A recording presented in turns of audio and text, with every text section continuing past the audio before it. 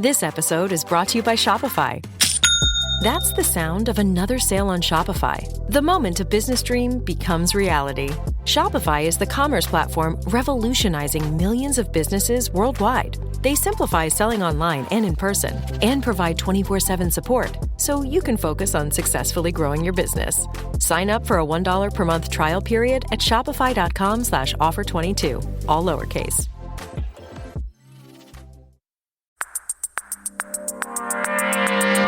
Today on CityCast Chicago, Democrats have run this city for decades, and this mayoral race, proving allegiance to the Democratic Party, has been a theme. Commissioner Brandon Johnson and his supporters call Paul Vallas a Republican. Vallas denies that and says he's a lifelong Dem. So what's it like to be a Republican in Chicago? Lenny Sklaney, president of the Chicago Young Republicans, tells us. It's Wednesday, March 29th. I'm Jacoby Cochran, and this is what Chicago's talking about.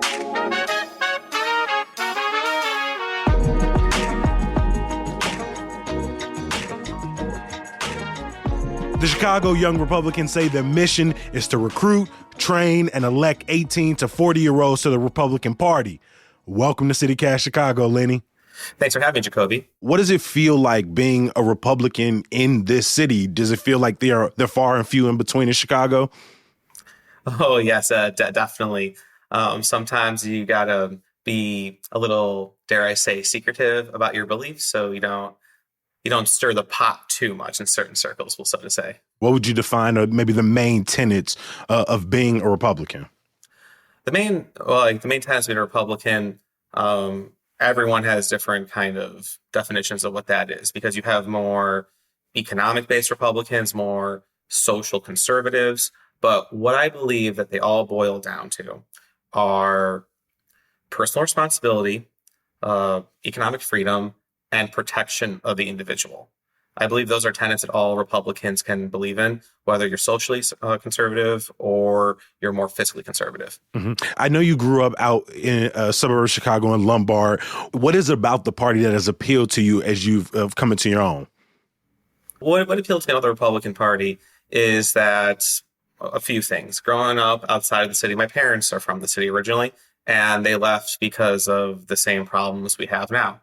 And I looked at the city and saw the same party in power since the 1930s, and a lot of people were leaving. So my logic was do the opposite of that to have progress. But I also enjoy the tenets that I said about personal responsibility, personal freedom, limited government, essentially being in control of your own life. Mm-hmm. When you say same problems, can you expand on that? What were those? A lot of taxes, a lot of essentially like violence and corruption. My mother had a furniture store in Humboldt Park with my grandfather, and they had to leave that area because of violence in the streets, and they had their store broken into a few times. And we still see that today. When we talk about violence and how that impacts families, impacts communities, do you think it's important, and so many people have this conversation about the root causes of violence, and oftentimes when you look at neighborhoods like Humboldt Park, it's a place that has experienced a lot of disinvestment over the decades here in Chicago. So how do we address, do you think, root causes that can ultimately stem and solve problems of violence? Mm-hmm. I believe a lot of violence comes out of desperation, out of having not access to resources. By trade, I'm an architect. So during grad school, I had to study a lot of urban planning and urban development.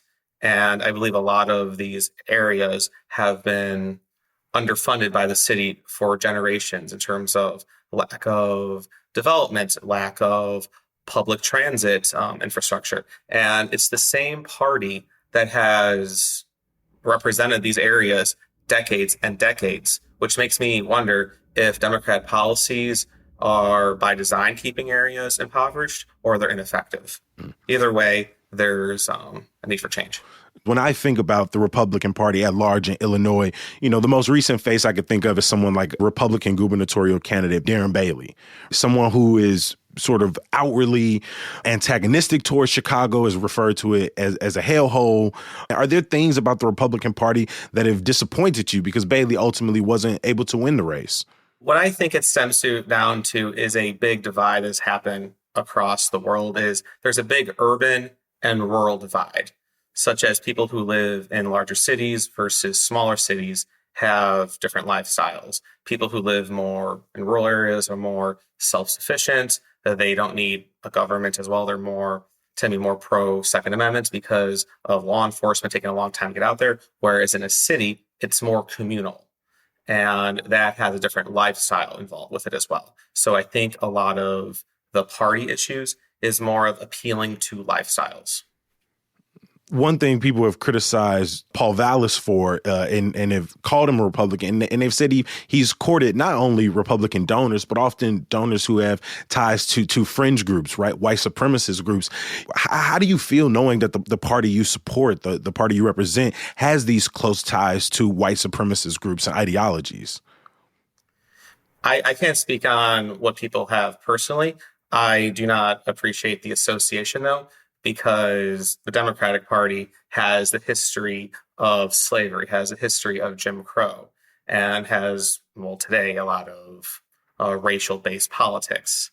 Although the Republican Party that I know is the party of Lincoln, the party that wants to free people, to get away the shackles of, you are not your demographics, you are what you want to do.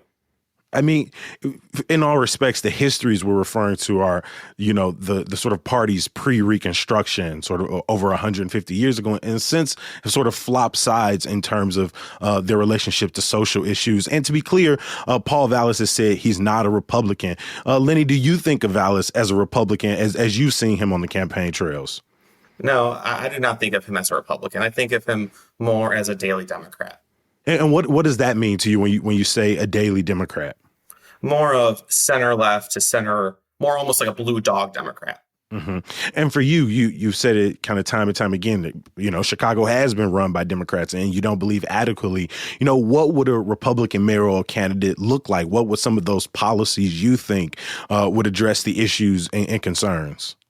I think a lot of Republican policies right now are trying to adhere to almost common sense, what a lot of people want. They want prosperous business, which means lower taxes. You can't have a business where people don't feel safe within investing. So keeping streets safe, also having quality within our schools as well. Mm-hmm. There are other issues. We think about some of the surrounding states around Illinois with Republican leadership. You see there are active attempts to, put anti-LGBT and trans legislation on the books. There are restrictions around women's rights that don't necessarily seem common sense, and even gun laws that ultimately end up having guns flow into Chicago that impact violence we see in communities. So can you speak to some of those that don't necessarily seem to be common sense or adhere to what all the people want? And this, again, leads to the issue of urban areas versus rural areas. So I think that different lifestyles require different policies. And I believe the parties started to appeal to more of their voter base, whereas Democrats focus more on urban areas and Republicans focus more on rural areas. And people will go to a state where they can exercise that freedom.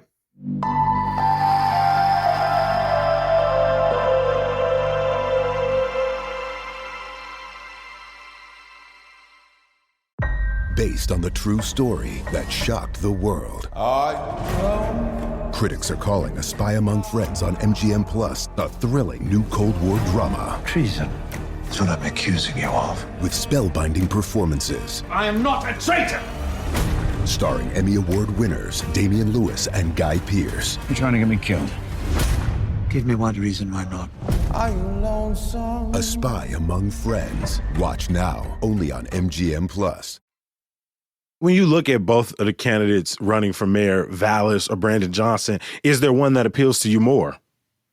I'm still, at the moment, a little undecided. I'm still doing some research right now. What are some things about Vallas that in his campaign that you've enjoyed, but also the same in terms of Brandon Johnson? I'll first do Brandon Johnson. Brandon Johnson, what I really appreciate about him is his appeal to the working class. Both of my parents, coming from the city, were working class, so I could definitely understand. My father was also a CPS teacher after he had honorable discharge from for the military. So I really appreciate his understanding of being on the ground as a teacher.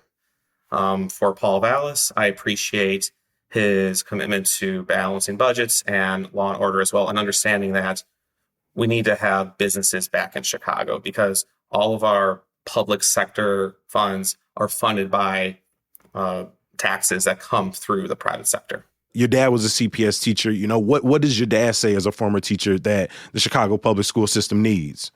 I think that the Chicago public schools need to crack down on the unions more to be sure that I think the CPS needs is to focus more on the children. That I think that the teachers union has a lot of power that also does not affect the children. In my neighborhood, I live in Lincoln Square, Ravenswood. I see Montessori schools popping up everywhere. I see big enrollment in my parish. And I think that a lot of parents are seeing that CPS isn't fulfilling their end of the bargain of educating and preparing the youth for college and beyond. So I think that CPS needs to focus more on the benefit of the children and the students, not what the teachers essentially want. The Chicago Teachers Union platform, a lot has focused on sort of wraparound services. How can we help students outside of the classroom when you would look at their platform? But you talk about not doing adequate job of preparing. How so? What would benefit CPS students? I think what will benefit the students, a lot of it comes from the home as well. Parental and community involvement, being sure that the children and students are in a safe neighborhood. So when they're walking to and from school, they do not have to worry. And also be sure there's adequate funding for resources. So if children are behind on reading, math, any other subject, they can get up to speed. What I agree with is also a voucher program for students and children as well. Because what happens, a lot of students are kind of locked into their zip code, and they might be forced to go to an underfunded school. So charter schools were a great option, as well as the school voucher system as well. Critics would push back on a voucher system and a charter school system and say while they can provide schools with parents and students with more options, they ultimately lead to a system where we divest from Chicago public schools. What would you like to see officials do to invest in schools long term? Me personally, I would want to be sure that CPS is attracting the best teachers as a start, and also implementing after-school programs for children who are falling behind on test scores. Staying on the mayoral race, what would you like to see the next mayor focus on? The main reason why I got involved in politics is because I got a little tired of seeing people leave the city I love and the state I love. What I would like to see the mayor, whoever wins, to focus on the goal of drawing people to Chicago and the ripple effects of Illinois, because Chicago is a core city of our metropolitan area, and also retaining businesses and people. As far as the Republican Party, both nationally and locally, what do you think they need to do better to expand their own base? Because again, as we've seen over the last few years, it feels like the voice has largely been monopolized by far right members of the party. Well, I think the first thing Republicans need to do is stay in the cities and not just Chicago. Like, our country's major cities and urban areas are at the core of our country's economy, infrastructure, and culture.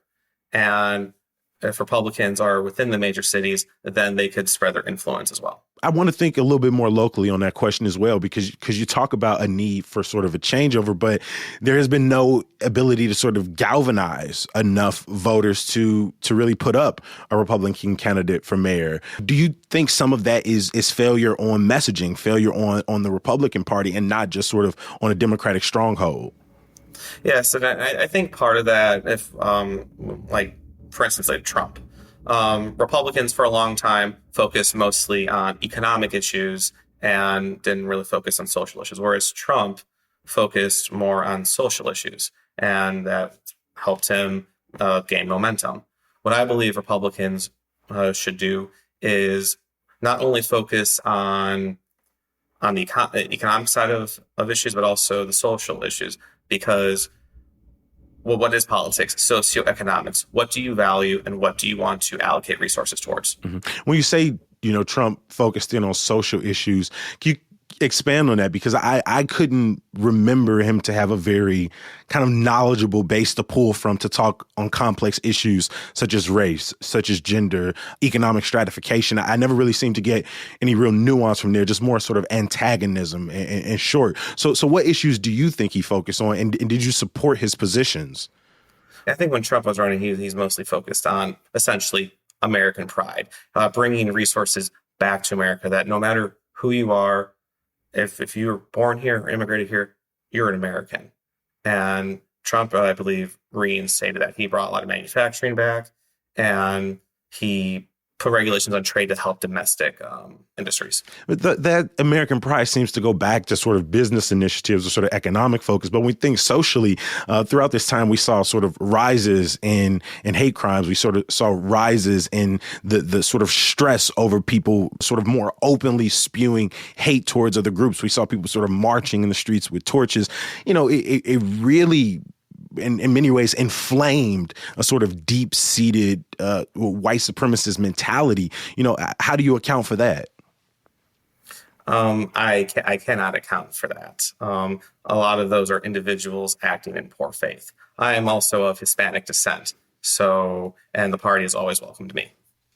Again, as we focus in on the mayoral race, when you look at your colleagues, when you look at other people in the organization, have they fallen behind one particular candidate? I think a lot of Republicans or my colleagues, a lot of people are still essentially undecided. I was going to say, do you think a Republican, an openly Republican, I know that we have nonpartisan race in Chicago, but do you think an openly Republican candidate could be elected in Chicago? I think it is definitely possible with the right messaging, yes. Well, and again, what do you think that messaging looks like? Honestly, Paul Vallas does have some positions that I like, how he is pro law enforcement. But the bigger question, I believe, is Democrats have ran Chicago for over 100 years. And the question is Chicago going in the right direction? With complete control through the mayor, through city council, through all the elected positions, it's essentially a one-party state. That would mean that Democrats own all of the failures and all of the trauma that has happened to the city throughout the years. Under Democrat rule, Chicago has lost population, lost businesses as well. I just want to ask the voters who are potentially hesitant over a Republican mayor are you satisfied with your Democratic leader's leadership track record? That's a good question, and I appreciate you making it. What do you think is the messaging that would galvanize a race like that? This is a city of opportunity. You want it, you can do it here. And I think Republicans should show that if you believe and if you want to allocate the resources and efforts, you can make your dreams happen, because I still believe in the American dream. You said earlier that people are leaving because of poor quality of life, but you love this city. How is your quality of life? My quality of life is fairly decent, I'd say. Mm-hmm. And so the Chicago that is often painted in the media of this hellhole, is that the Chicago that you've experienced? Me personally, because I didn't grow up in the city, I can't speak to that.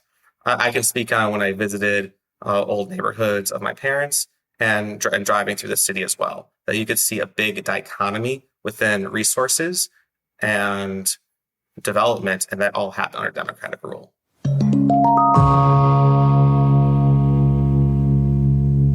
Lenny, I appreciate you making time to talk to CityCast Chicago.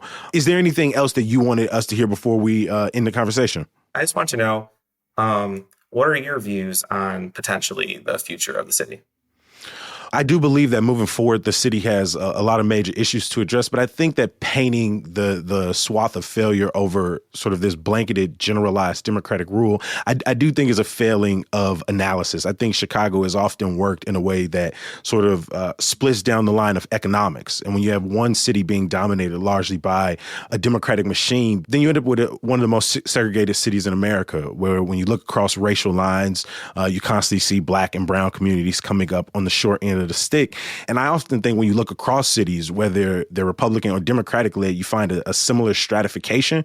But I also think in this city, you see from an organizing standpoint that on the ground, it is largely the youth, many of them maybe not democratically aligned on paper, but more aligned with democratic values. And so, again, sort of marking it all down to democratic rule, I do think sort of misses the larger sort of racialized politics of our city. Does that mean that our elected Democratic officials have not lived up to their own party principles? I think the Democratic officials within Chicago, again, can't be painted with one broad brush, but I do think you see plenty of Democrats who have served Chicago well, folks like Harold Washington, who built multi-racial coalitions, who was able to bring Chicago in the late 1980s to a more open state as he brought in more queer individuals, more women, as he brought in people across the faith lines. While I don't agree with everything the Dailies did, when you look across Chicago's landscape, when you look at investment in beautification, when you look at Chicago becoming a haven for tourists, that is something that was achieved. When you break into the nuance, it becomes bigger than party alignment. I don't think that negates the fact that as you've mentioned, these politicians, like many, have not lived up to their promises. Yeah, what you said I find really unique, because whenever I have that kind of criticism of the Democratic Party, that's a typical kind of defense, whereas Republicans are painted with a broad brush in the city. And I can understand that pushback, which is why I asked you to provide nuance to sort of that painting, because, again, largely in Chicago, we only have so many to pick from. And when they often look like former gubernatorial candidate Darren Bailey, who individuals end up having to rally around, it's important to have these conversations to sort of break in to see, well, how do individuals and part of the young Republicans of Chicago feel about these national figureheads? I understand that. I want to kick to my producer. Do you have any follow-ups, Carrie? You did talk a lot about like people leaving, but you have this love for Chicago. Clearly you're here and you don't want people to leave. That disappoints you. Could you talk more? Let's put politics aside. What do you love about this city? Well, I'll say two things about two reasons why. One personal, one just, I'd say almost why anyone would like it. My parents are from here. I grew up, Sox fan, going to Bulls games, a lot of going to the Museum of Science Industry as a kid. Just a lot of the great things this city has to offer that you can't get almost anywhere else in the country. And that stems to, this is a world-class city. We are in the center of the country. We're the hub of airplanes, rail, roads, logistics. This city is definitely a powerhouse and offers a lot. So for both personal and practical reasons, that's why I love it here.